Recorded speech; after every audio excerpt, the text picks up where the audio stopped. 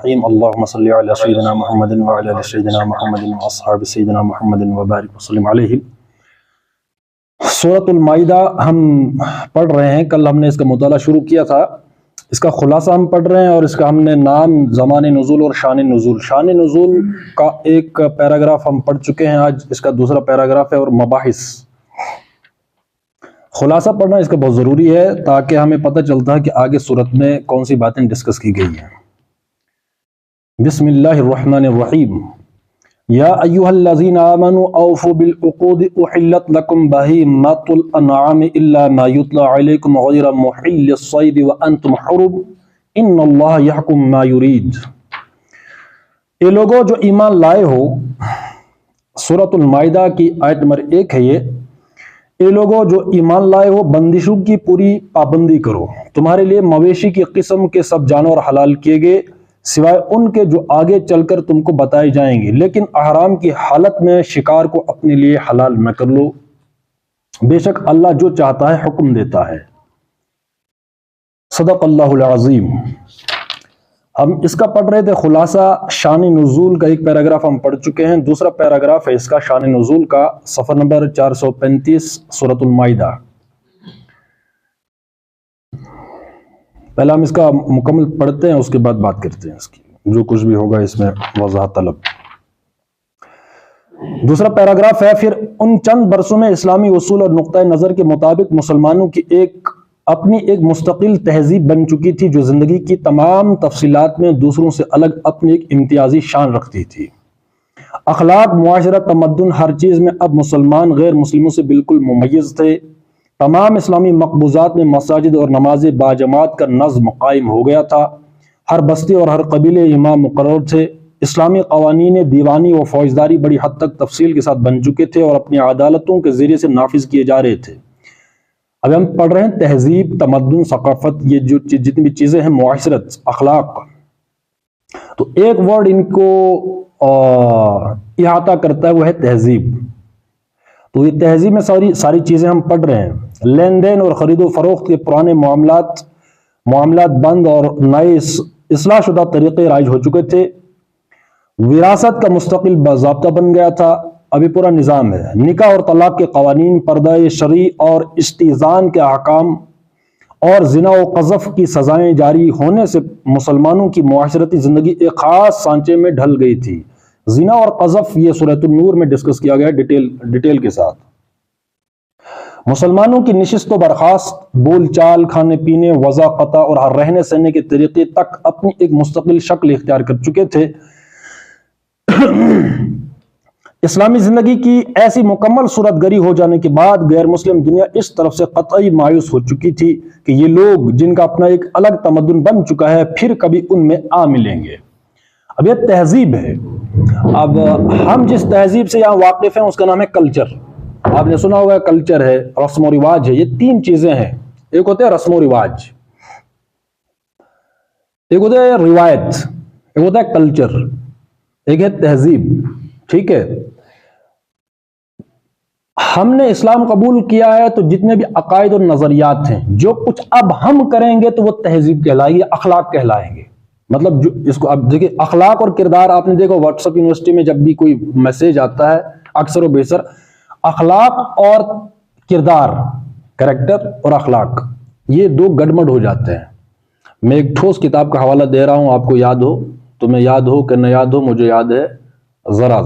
یہ کتاب ہم پڑھ رہے تھے کہیں، تو 504 پیج ہیں اس میں۔ کون سی کتاب ہے؟ الجہاد فی الاسلام۔ اس میں اخلاق کی ڈیفینیشن ہے۔ اخلاق کردار کریٹ کرتا ہے، مطلب میں کیا کر رہا ہوں اس کے پیچھے اخلاق ہوتا ہے۔ اکثر و بیشتر ہمارے یہاں پر جو تھوڑا چاپلوسی کے ساتھ بات کرے تو اس کو کہتے ہیں اس کے بڑے اچھے اخلاق ہیں۔ ایسا ہوتا کہ نہیں؟ کسی نے تمیز سے بات کی، مسکراتے ہوئے بات کی، نرمی سے بات کی، کسی کو پانی پوچھ لیا تو اس کے بڑے اخلاق تو بہت زبردست ہے۔ وہ کردار ہے، وہ کریکٹر ہے۔ میں کوئی کام کر رہا ہوں، اس کے پیچھے کیا چیز ہے میرے ذہن میں، وہ ہے اخلاق۔ مطلب اخلاق ہمیں کردار پر، ایکشن پر ابھارتا ہے۔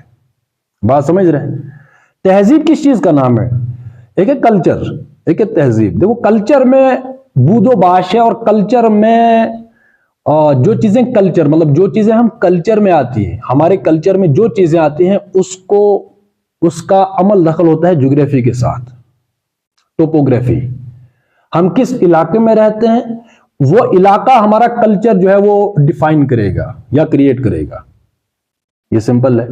مطلب بود و باش ہم نے یہاں پڑھا، ہم کون سے کیسے کپڑے پہنیں گے سردیوں میں گرمیوں میں، تو وہ کیا ہوگا، وہ وہاں کی فضا ہوگی، وہاں کا جغرافیہ ہوگا. سردی ہے یا گرمی ہے، ہوتے علاقے اپنے اپنے، تو وہاں ایک خاص قسم کا ڈریس جو ہے وہ ایجاد ہوگا. ہمارے یہاں فیرن ہم پہنتے کہ نہیں، تو وہ کیا ہے، وہ کوئی شوق سے، وہ کوئی اسلام نے کہا ہمیں، یا کوئی غیر مسلم تہذیب ہے یا کچھ اور ہے، نہیں ہے، ایک یہاں سردی ہوتی ہے. اسی طرح چاول ہے، چاول یہاں کھاتے کہ نہیں کھاتے، وہ کلچر کی بات ہے. اس کے بعد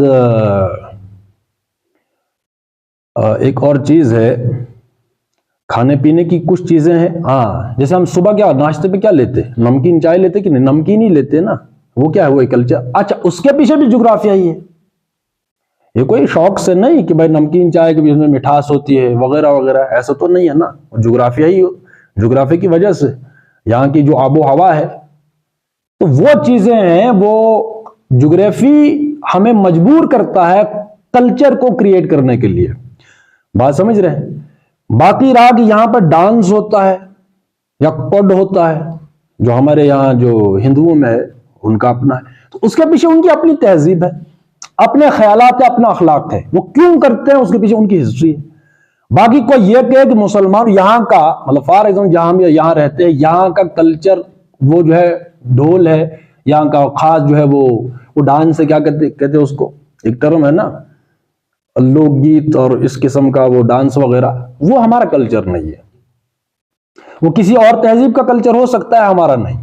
ہم نے جو نظریہ اور عقائد قبول کیے ہیں ان کی بنیاد پر ہمارا جو لائف سٹائل بنے گا وہ تہذیب ہے. تو جو کچھ ہم ایکشن کر رہے ہیں، جو ہمارا ایکشن ہے یا جو ہمارا عمل ہے، اگر وہ اسلام سے ٹکراتا ہے تو گویا ہم اسلامی تہذیب کو نہیں مان رہے بلکہ کسی اور تہذیب کو مان رہے ہیں. یہ سمپل ہے. بات سمجھ رہے ہیں. تو ہم جو بھی نظام ہے، ہم گھر کے اندر داخل ہو رہے ہیں، گھر سے باہر ہیں، ہماری عورتوں کا پردہ ہے، جیسے کہ مسلمان خواتین جو پہنتی ہیں، مسلمانوں کی وضاقت ہے، جو کچھ اس کے پیچھے کیا ہے، وہ قبول کیا ہونا، وہ نظریہ ہمیں اس تہذیب کو کریٹ کرنے میں مدد دے رہا ہے. یہ سمپل سی بات ہے. باقی جو کچھ کلچر کے نا، یہاں پر تو کلچر ہے، یہاں تو رسم و رواج ہے. تو میں سمپل کہتا ہوں کہ اگر ہم نے اسلام قبول کیا ہے، یہ کوئی ہندو ہے تو ٹھیک ہے، وہ اپنی اس نظریے کے مطابق کلچر کا پابند ہے تو ٹھیک ہے. کسی نے کلمہ پڑھا ہے، اسلام قبول کیا ہے، اب اس کلمے کی بنیاد پر ایک کلچر کریٹ ہوگا. کوئی یہ کہے گا نہیں، یہاں تو رسم ہے، یہاں تو رواج ہے، یہاں تو روایت ہے، یہ تو کلچر ہے پرانا. تو ہم یہ سوال کرتے ہیں، یہ کلچر اور رسم اور رواج یہ کریٹ کس نے کی؟ اس کا تخلیق کار کون ہے؟ خالق کون ہے اس کا؟ اگر کوئی اور ہے یہاں کا رسم و رواج میں، ہم نہیں مانتے. وہ سمپل ہے بھائی. کسی انسان نے یا کسی قوم نے کوئی کلچر، کوئی رسم و رواج ایجاد کیے ہیں تو میں ان کو کیوں مانوں؟ میں نے کچھ اور مانا ہوا ہے، ہم اس کے پابند ہیں، نہ کہ رسم و رواج کے پابند. ہاں اگر کوئی رسم و رواج ہے ٹھیک ہے، اگر وہ قرآن و سنت سے ٹکراتا نہیں ہے تو ہمیں بھی اس کو قبول کرنے میں کوئی حرج نہیں ہے. لیکن اگر وہ ٹکراتا ہے قرآن و سنت سے تو ہم اس کے پابند، چاہے وہ کتنی صدیوں پرانا رواج ہو. اسی کو حدیث میں، اب حدیث کتنی صدی پرانی ہے، اور صدیوں کا ہی کہ بھئی صدیوں سے یہ رواج چل رہا ہے. کل بدعت ضلالہ، تو بدعت تو ہے ہی ضلالت، گمراہی. تو جو گمراہی کی بنیاد پہ وہ رسم بنی ہے، ہم اس کو مانیں، یہ جو ہے یہ کوئی اس کا کوئی لاجک نہیں ہے. بات سمجھ رہے ہیں. تو اسلام کی اپنی تہذیب ہے، اور جو کچھ ہم شعبے، ہم دنیا میں جو کچھ کرتے ہیں، وہ جو کچھ بھی ہم کرتے ہیں وہ تہذیب کہلائے گی. اگر تو اس کی بنیاد میں اسلام ہوگا، اگر نہیں ہو تو کوئی اور تہذیب ہے. بات سمجھ رہے ہیں. تو یہ چیزیں ہم نے جتنی بھی پڑھی وہ اسی تہذیب کا شاخسانہ ہے. وہ ہمیں مجبور کرے گی، مجبور مطلب کہ ہم وہی کچھ کریں گے جو کچھ ہم نے قبول کیا ہوا ہے. صلح حدیبیہ سے پہلے تک مسلمانوں کے راستے میں ایک بڑی رکاوٹ یہ تھی کہ وہ کفار قریش کے ساتھ ایک مسلسل کشمکش میں الجھے ہوئے تھے، اور انہیں اپنی دعوت کا دائرہ وسیع کرنے کی مہلت نہ ملتی تھی. اب وہ جنگی حالات تھے اس وقت، صلح حدیبیہ سے پہلے کی دعوت، اب رکاوٹ تھی نا، جہاں جا رہے تھے لڑائی ہے، دشمنی ہے، یہ ہے، وہ ہے، چپکلش ہے، کشمکش ہے، تو دعوت جو ہے وہ کھلی فضا نہیں تھی دعوت کے لیے، اس لیے وہ مہلت نہیں تھی۔ اس رکاوٹ کو حدیبیہ کی ظاہری شکست اور حقیقی فتح نے دور کر دیا۔ اب اگر ہم نے سورہ فتح پڑھی ہے، انا فتحنا لک فتحا مبینا، تو وہ جو صلح حدیبیہ ہوئی تھی اس کے بعد اللہ کہتا ہے کہ یہ فتح مبین ہے، کھلی فتح ہے۔ بات سمجھ رہے ہیں؟ تو ظاہر سی بات ہے، صحابہ بھی وہاں پر جب صلح حدیبیہ ہوئی ہے تو تمام صحابہ بیٹھے ہوئے تھے، رسول اللہ صلی اللہ علیہ وسلم نے فرمایا کہ اٹھو اپنے اپنے قربانی کے جانور ذبح کرو، قربانی کو تو کوئی اٹھا نہیں تھا۔ پھر جو ہے حضور صلی اللہ علیہ وسلم کے ایک امہات المؤمنین میں سے ایک تھی حضور صلی اللہ علیہ وسلم کے ساتھ زوجہ حضور صلی اللہ علیہ وسلم کی، انہوں نے پھر ام سلمہ، تو انہوں نے مشورہ دیا کہ یا رسول اللہ صلی اللہ علیہ وسلم آپ اپنی قربانی کا جانور ذبح کر لے پریکٹیکلی، تو پھر دیکھتے ہیں کیا ہوگا۔ تو جب انہوں نے حضور صلی اللہ علیہ وسلم نے وہ خود کیا تو پھر جو ہے وہ ساری فوج ہے وہ اٹھی ہے، مطلب دل شکستہ ہو کر کہ یہ ہم نے شکست دب کر صلح کیوں کی ہے۔ اس لیے جو رسول ہوتے ہیں، رسول وہ کچھ دیکھ رہے ہوتے ہیں جو عام انسان نہیں دیکھ سکتا۔ جیسے کہ رسول اللہ صلی اللہ علیہ وسلم وہاں وہ پہاڑی پر چڑھے تھے کوئی صفا، حضور نے کیا فرمایا تھا کہ میں دیکھ رہا ہوں یہاں بھی وہاں بھی، کیا مطلب تھا؟ پہاڑی کے پیچھے بھی دیکھ رہا ہوں، پہاڑی کی اس طرف بھی، یعنی تمہیں بھی دیکھ رہا ہوں، اور جو کچھ جو انویزیبل ہے تمہارے لیے میں اس کو بھی دیکھ رہا ہوں۔ انویزیبل کیا تھا؟ وہ آخرت تھی۔ انویزیبل کیا تھا؟ جو کچھ اللہ رسول اللہ صلی اللہ علیہ وسلم دکھا رہے تھے وہ ان لوگوں سے مخفی تھا۔ یہی بات ہے صلح حدیبیہ پر کہ اللہ اور رسول صلی اللہ علیہ وسلم وہ جو کچھ دیکھ رہے تھے عام لوگوں کو کیسے یقین آتا، اس لیے جو ہے وہ اس کو بھانپ نہ سکے اور وہ جو ہے دل شکستہ ہو کر بیٹھ گئے۔ حالانکہ وہ دب کر صلح نہیں تھی، وہ تدریجی۔ اب دیکھو آج کل یہ پالیسی اختیار نہیں کہ اب آج کل 2 نمبری کوئی کرتا ہے، کمپرومائز کرتا ہے اور دلیل دیتے ہیں اور صلح حدیبیہ کی کیا تک بنتی ہے اس کی؟ بھائی وہاں رسول اللہ صلی اللہ علیہ وسلم موجود ہیں بالفعل، اور پروسیس چل رہا ہے گریجولی، شریعت کمپلیٹ ہونی ہے تدریجاً، بتدریج شریعت کمپلیٹ ہو رہی ہے، تو بتدریج شریعت کمپلیٹ ہوگی نبی کے ذریعے سے۔ آج کون سا نبی ہے؟ بھائی رسالت و نبوت کا جو ہے وہ تکمیل ہو چکی ہے، اب ہم پابند ہیں اس ترتیب کے جس ترتیب میں میرے اور آپ کے سامنے اسلام ہے۔ خاص ہے مکی دور، مدنی دور، صلح حدیبیہ وغیرہ جو بھی دلیلیں دیتے ہیں وہ رسول اللہ صلی اللہ علیہ وسلم کے لیے خاص تھا، اب ہمارے لیے وہ خاص نہیں ہے، نہ ہی حجت ہے، مطلب ہم حجت نہیں بنا سکتے، دلیل نہیں بنا سکتے، ہم کمپرومائز کریں۔ وہاں کمپرومائز ہوا تھا، یہاں کمپرومائز ہو رہا ہے نظام کے ضمن میں، وہاں کون سا کمپرومائز؟ وہ اس کو کہتے ہیں ہم مصلحت، ہم کہہ سکتے ہیں اس کو، بات سمجھ رہے ہیں؟ تو کوئی تک نہیں بنتی کہ وہاں رسول اللہ صلی اللہ علیہ وسلم موجود ہیں، دین اب کمپلیٹ ہو چکا ہے، اب ہم کوئی کمپرومائز آج کریں گے اور صلح حدیبیہ کا نام دیں گے، یہ تو ڈھٹائی ہے۔ ٹھیک ہے، اس سے ان کو نہ صرف یہ کہ اپنی ریاست کی حدود میں امن میسر آ گیا، کس سے؟ صلح حدیبیہ سے، بلکہ اتنی مہلت بھی مل گئی کہ گرد و پیش کے علاقوں میں اسلام کی دعوت کو لے کر پھیل جائیں۔ اب جو امن ہوا وہ صلح ہوئی تھی تو پھر جو ہے وہ پھیل گئے دعوت لے کر، وہی قرآن کی دعوت لے کر اٹھو اور پوری دنیا پر چھا جاؤ، جیسے مولانا مودودی صاحب نے کہا ہے۔ تو اس طریقے سے انہوں نے کیا، یہ نہیں کہ مولانا مودودی نے اس وقت کہا تھا، اسی کو بنیاد بنا کر کہا نا کہ اب تم بھی یہی کرو۔ چنانچہ اس کا افتتاح نبی صلی اللہ علیہ وسلم نے ایران، روم، مصر اور عرب کے بادشاہوں اور رئیسوں کو خطوط لکھ کر کیا، اور اس کے ساتھ ہی قبیلوں اور قوموں میں مسلمانوں کے داعی خدا کے بندوں کو اس کے دین کی طرف بلانے کے لیے پھیل گئے۔ یہاں پر ایک اہم پوائنٹ یہ ہے، رسول اللہ صلی اللہ علیہ وسلم نے ایران، روم، مصر، عرب کے بادشاہوں اور رئیسوں کو خطوط لکھے۔ یہاں پر کیا ہو رہا ہے؟ آج کی امت، آج کے انبیاء کے وارث وہ خطوط لکھ رہے ہیں یہاں آج کے بادشاہوں کو، کہ مراد لے رہے ہیں۔ مراد سمجھتے ہو؟ یہاں دوستی ہے، خیر سگالی ہے، جو جتنا بڑا عالم ہوگا اس کا اتنا ہی بڑا کسی بادشاہ کے ساتھ جو ہے وہ دوستی ہوگی، تو اتنا بڑا ہٹو بچو ہے، پروٹوکول اس کو ہے۔ بات سمجھ رہے ہیں؟ خط نہیں لکھیں گے۔ اب یہ ہے یو ٹرن۔ رسول اللہ صلی اللہ علیہ وسلم بادشاہوں خطوط لکھ رہے ہیں، کیا لکھ رہے ہیں؟ کہ اسلام قبول کرو۔ اور ایک بادشاہ نے خط پھاڑا کہ نہیں پھاڑا تھا؟ تو رسول اللہ صلی اللہ علیہ وسلم کیا فرمایا تھا؟ پھر اس نے خط نہیں پھاڑا، اپنی سلطنت کو پھاڑ دیا۔ تو ہوا تھا آخر پہ کہ نہیں؟ اس کی سلطنت جو ہے وہ نسب منسیہ ہوئی، ختم ہوئی۔ تو یہ ہم نے سٹائل چھوڑ دیا، ہم دعوت دے رہے ہیں عام لوگوں کو، عام لوگوں کو، عام لوگ ہوتے بیچارے۔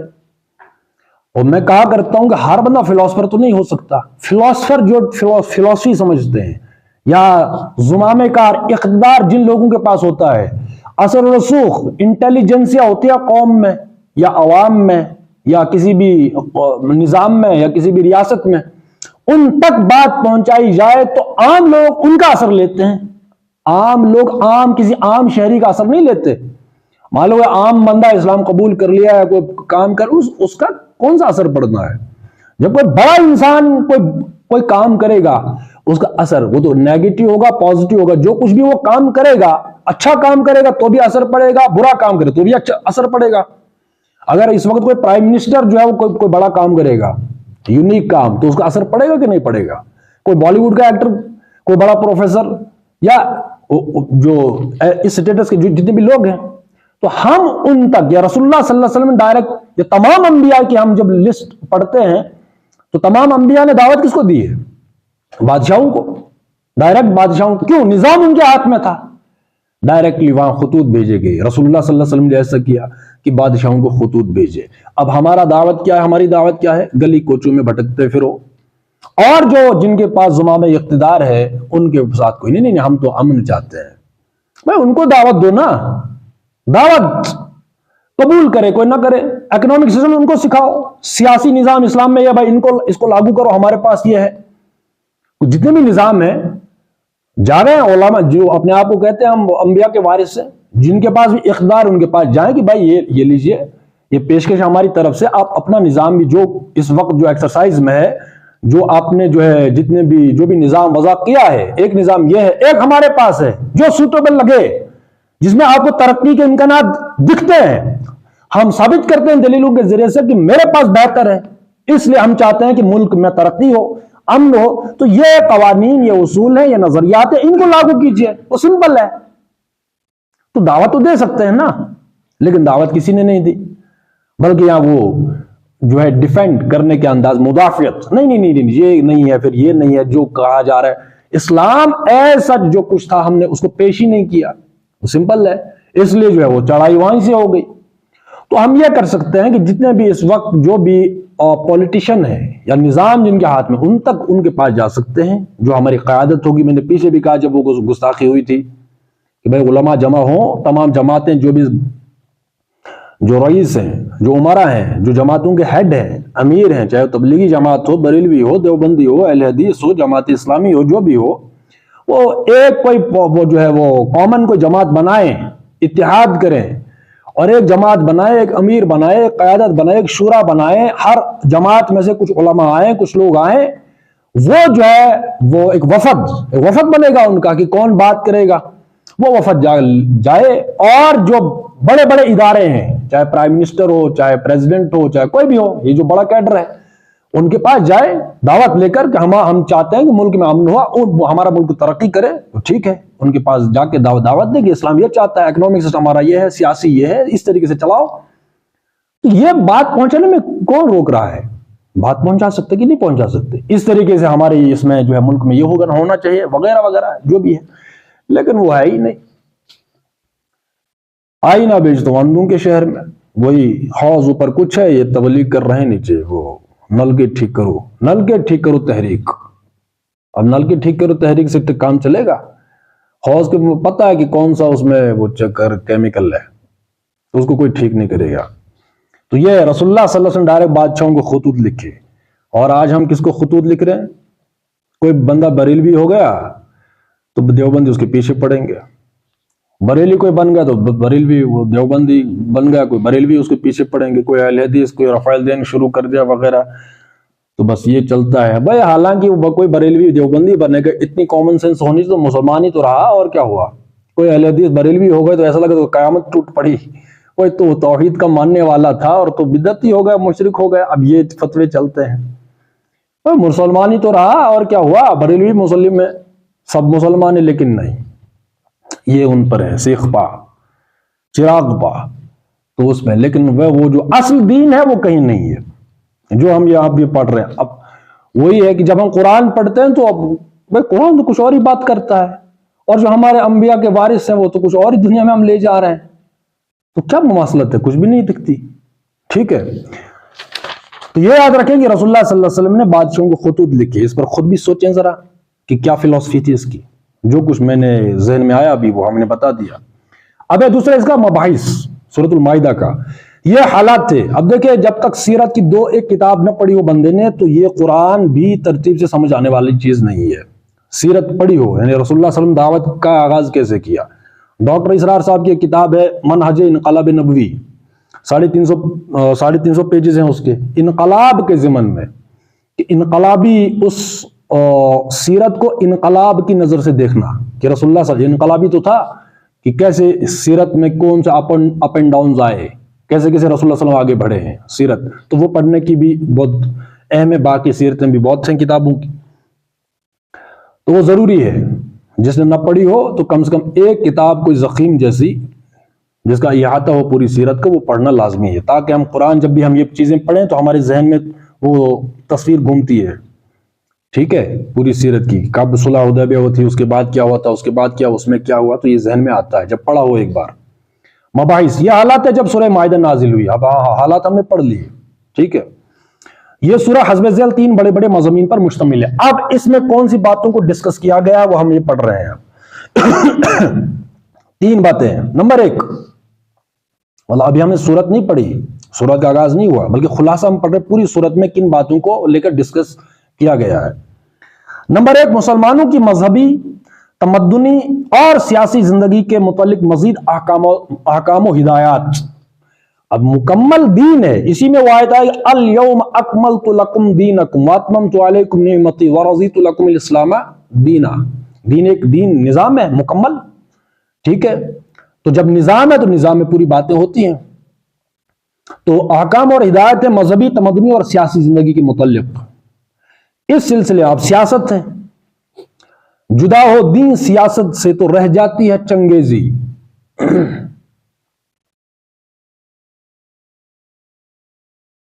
اس سلسلے میں سفر حج کے آداب مقرر کیے گئے، شاعر اللہ کے احترام اور زائرین کعبہ سے عدم تعرض کا حکم دیا گیا، یعنی ان کے ساتھ کوئی چھیڑخانی نہ ہو، کوئی لڑائی جھگڑا نہ ہو، عدم تعرض اسے کہیں گے.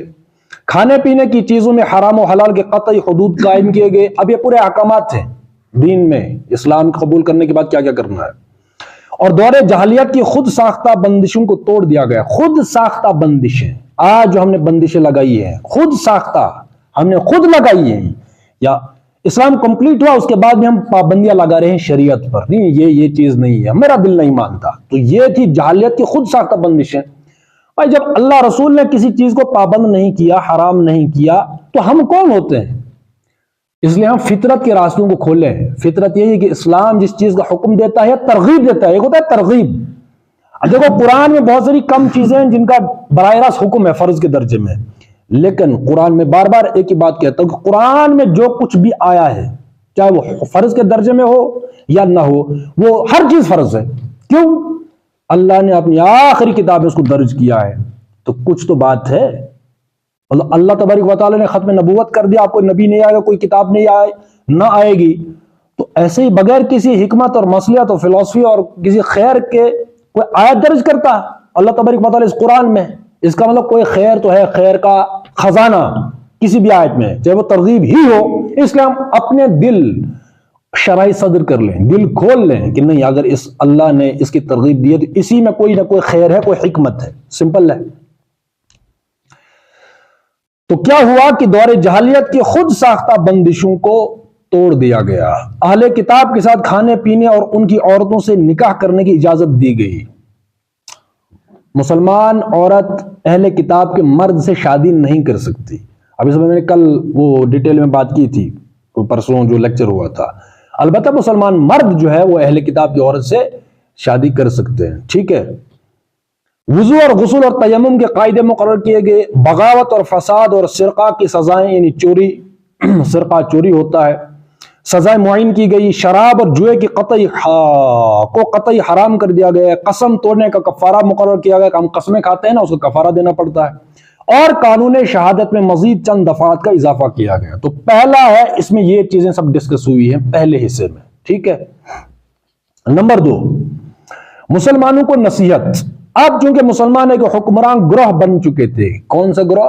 حکمران، یعنی اب نظام ان کے ہاتھ میں ہے، کلی طور پر ان کے ہاتھ میں طاقت تھی، جس کا نشہ قوموں کے لیے اکثر گمراہی کا سبب بنتا رہا ہے۔ تو طاقت کا نشہ تو نشہ ہوتا ہے بہت زبردست، خطرناک۔ مظلومی کا دور خاتمے پر تھا، اور اس سے زیادہ سخت آزمائش کے دور میں وہ قدم رکھ رہے تھے، اس لیے ان کو خطاب کرتے ہوئے بار بار نصیحت کی گئی کہ عدل پر قائم رہے، عدل پر، ٹھیک ہے، عدل و انصاف جس کو ہم کہتے ہیں۔ اپنے پیش رو اہل کتاب کی روش سے بچیں، مطلب جو کچھ اہل کتاب نے بلنڈر کیے تھے آپ نے ان سے بچنا ہے۔ اللہ کی اطاعت و فرما برداری اور اس کے احکام کی پیروی کا جو عہد انہوں نے کیا ہے اس پر ثابت قدم رہیں، اور یہود و نصارہ کی طرح اس کو توڑ کر اس انجام سے دوچار نہ ہوں جس سے وہ دوچار ہوئے۔ اہل کتاب نے جو کچھ کیا، شریعت کو بدل دیا۔ کوئی فتویٰ لینا آتا تھا، اس کو دیتا بھانپتے تھے کس قسم کا اس کو فتویٰ چاہیے، سیٹسفائی کیسے ہو سکتا ہے، پھر کہتے تھے وہ جب فتویٰ دیتے تھے وہ کہتے تھے یہ کتاب میں لکھا ہے، حالانکہ کتاب میں نہیں لکھا ہوتا تھا۔ تو یہ نصیحت کی گئی کہ آپ نے ان کی روش پر نہیں چلنا۔ اپنے جملہ معاملات کے فیصلوں میں کتاب الہی کی پابند رہیں، جملہ فیصلوں میں کتاب الہی کا پابند رہنا ہے، یعنی جو بھی احکام صادر ہوگا یا جو بھی قانون بنے گا وہ قرآن و سنت کے مطابق بنے گا، ٹھیک ہے۔ اور منافقت کی روش سے اجتناب کرے، اجتناب ہوتا ہے بچنا منافق ہونے سے۔ تو دوسرا اس میں یہ ہے۔ تیسری بات ہے نمبر 3، یہودیوں اور عیسائیوں کو نصیحت۔ یہودیوں کا زور اب ٹوٹ چکا تھا اور شمالی عرب کی تقریباً تمام یہودی بستیاں مسلمانوں کے زیر نگی آ گئی تھی۔ اس موقع پر ان کو ایک بار پھر ان کے غلط رویے پر متنبہ کیا گیا ہے اور انہیں راہ راست پر آنے کی دعوت دی گئی ہے۔ نیز چونکہ صلح حدیبیہ کی وجہ سے عرب اور متصل ممالک کی قوموں میں اسلام کی دعوت پھیلانے کا موقع نکل آیا تھا، اس لیے عیسائیوں کو بھی تفصیل کے ساتھ خطاب کر کے ان کے عقائد کی غلطیاں بتائی گئی ہیں اور انہیں نبی عربی پر ایمان لانے کی دعوت دی گئی ہے۔ ہمسایہ ممالک میں سے جو قومیں بت پرست اور مجوسی تھیں ان کو براہ راست خطاب نہیں کیا گیا، کیونکہ ان کی ہدایت کے لیے وہ خطبات کافی تھے جو ان کے ہم مسلک مشرکین عرب کو خطاب کرتے ہوئے مکہ میں نازل ہو چکے تھے۔ الکفر ملت واحدہ، اس لیے یہ خطاب اگر کسی مشرک قوم کو کیا گیا اس کا مطلب تمام مشرک قوموں کو وہی اکتفا کرے گا، کفایت کرے گا۔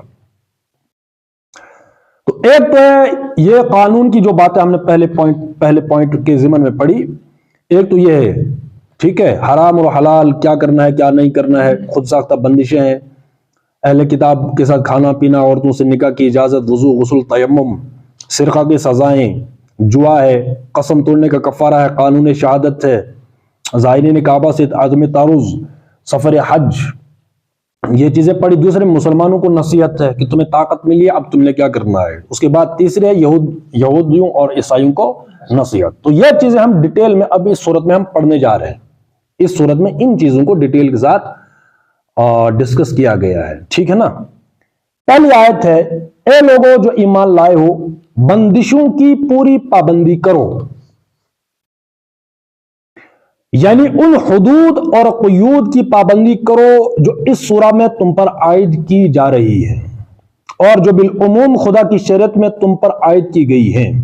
اس مختصر سے تمہیدی جملے کے بعد ہی ان بندشوں کا بیان شروع ہو جاتا ہے جن کی پابندی کا حکم دیا گیا ہے۔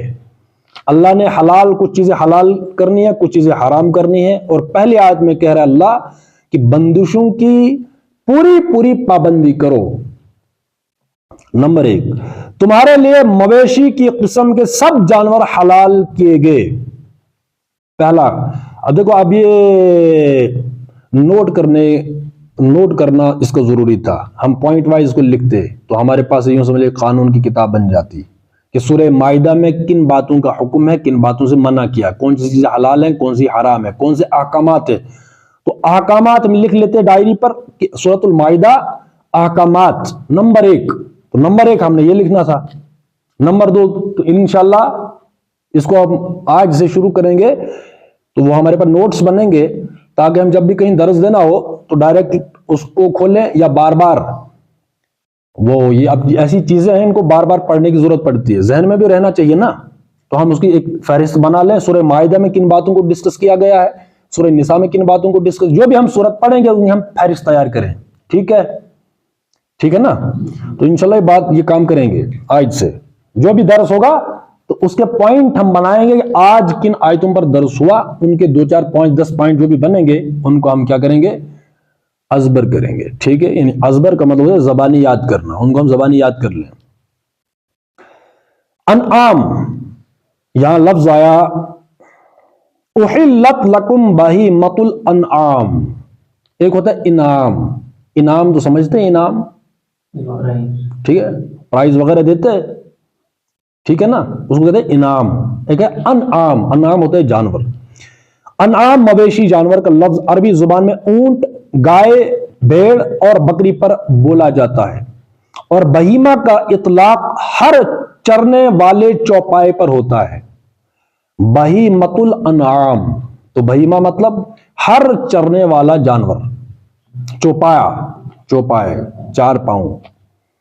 اگر اللہ تعالیٰ نے یہ فرمایا ہوتا کہ انعام تمہارے لیے حلال کیے گئے تو اس سے صرف وہی 4 جانور حلال ہوتے جنہیں عربی میں انعام کہتے ہیں, جو ہم نے اوپر پڑھا, اونٹ, گائے, بھیڑ, بکری. لیکن حکم ان الفاظ میں دیا گیا کہ مویشی کی قسم کے چرند چوپائے تم پر حلال کیے گئے. اس سے حکم وسیع ہو جاتا ہے اور وہ سب چرندہ جانور اس کے دائرے میں آ جاتے ہیں جو مویشی کی نوعیت کے ہوں. مویشی کی نوعیت کے, اس قسم کے, یعنی جو کچلیاں نہ رکھتے ہوں, حیوانی غذا کے بجائے نباتی غذا کھاتے ہوں, نباتی گھاس وغیرہ, پتے, اور دوسری حیوانی خصوصیات میں انعام عرب سے مماثلت رکھتے ہوں. نیز اس سے اشارتاً یہ بات بھی مترشح ہوتی ہے, واضح ہوتی ہے کہ وہ چوپائے جو مویشیوں کے برعکس کچلیاں رکھتے ہوں اور دوسرے جانوروں کو مار کر کھاتے ہوں, حلال نہیں ہیں. جو دوسرے جانوروں کو مارتے ہوں, کھاتے ہوں, وہ حلال نہیں ہیں. اسی اشارے کو نبی صلی اللہ علیہ وسلم نے واضح کر کے حدیث میں صاف حکم دیا کہ درندے حرام ہیں.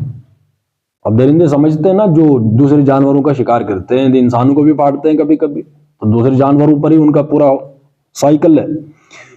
اسی طرح حضور صلی اللہ علیہ وسلم نے ان پرندوں کو بھی حرام قرار دیا جن کے پنجے ہوتے ہیں.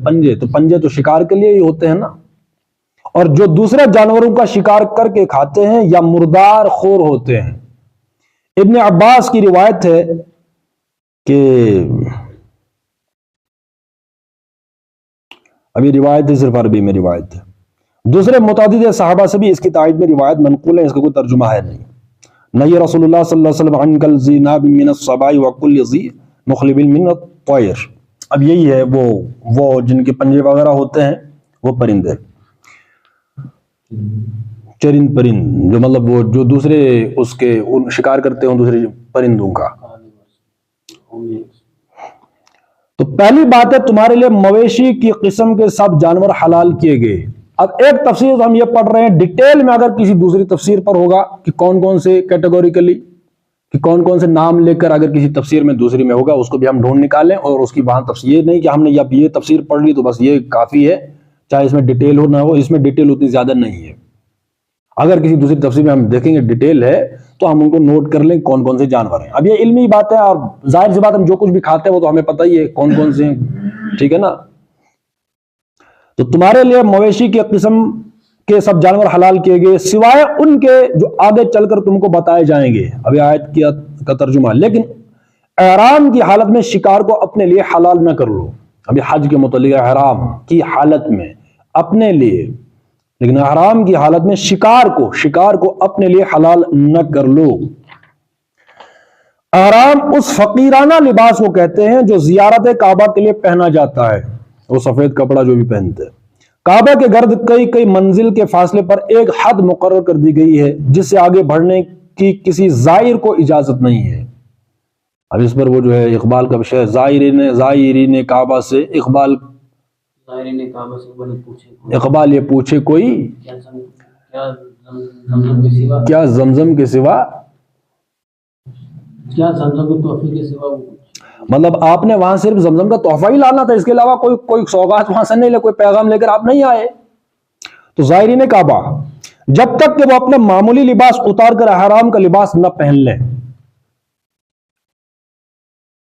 اس لباس میں صرف ایک تہمد ہوتا ہے اور ایک چادر جو اوپر سے اوڑھی جاتی ہے، اسے احرام اس لیے کہتے ہیں کہ اسے باندھنے کے بعد آدمی پر بہت سی وہ چیزیں حرام ہو جاتی ہیں جو معمولی حالت میں حلال ہیں، مثلا حجامت، شیو وغیرہ یا داڑھی وغیرہ۔ شیو تو حرام ہے بہرحال، یہ مجوسی لفظ ہم نے پڑھا تھا، سب سے پہلے مجوسی نے یہ جو شیو کرنا داڑھیوں کا انہوں نے شروع کیا تھا، مطلب بالکل ہی شیو کرنا تو یہ حرام ہے۔